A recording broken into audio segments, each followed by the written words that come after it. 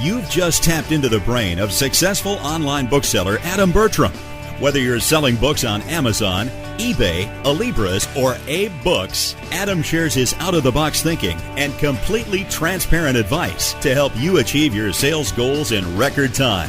Let's listen in now to hear the latest super helpful yet down-to-earth blog post posted on the only blog for successful online booksellers at sellyourbooksonline.com.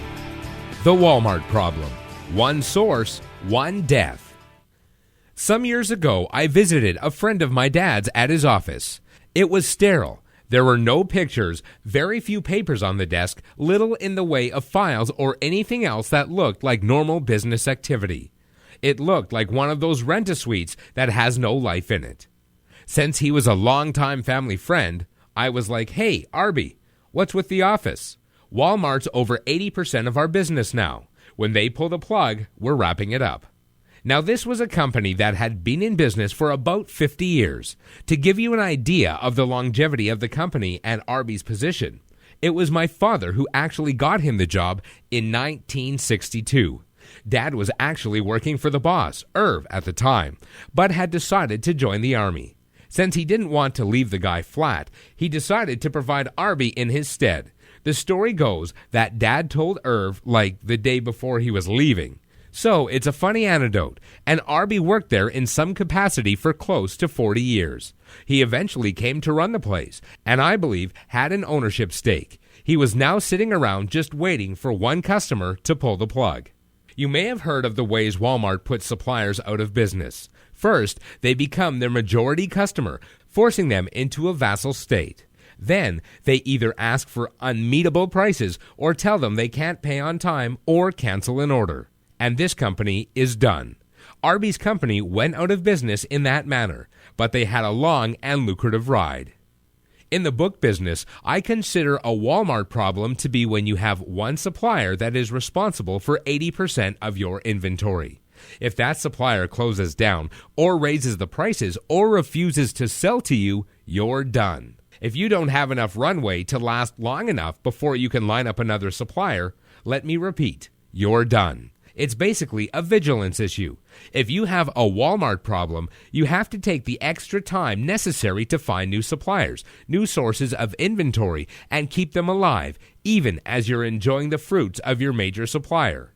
If you even think you might have a Walmart problem, you have a Walmart problem and have to find new sources of inventory.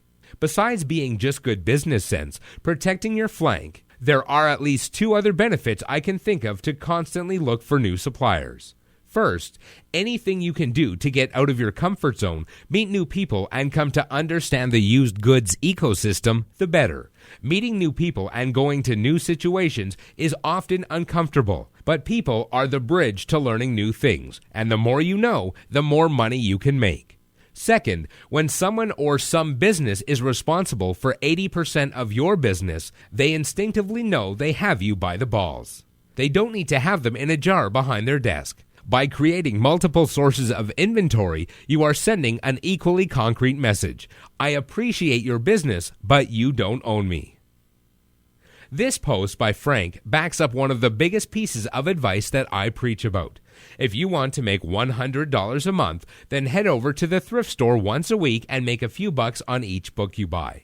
If you want to make $10,000 a month or more, you have to forget talking to the clerk at the checkout counter and set your sights higher in the office. Be sure to sign up for my email list at the sidebar on the left to get immediate notification of my near-completed inventory sourcing ebook. It finally reveals every source I've ever used and gives you many ideas for unconventional sources for you to use also. Thanks for listening to the latest topic about online bookselling. If you're interested in this topic or the hundreds of other topics about going into business for yourself from selling books on the internet, please visit sellyourbooksonline.com. This is where you can get exclusive videos, learn from other sellers, and a whole lot more. Until next time, folks, remember to always take action and think different.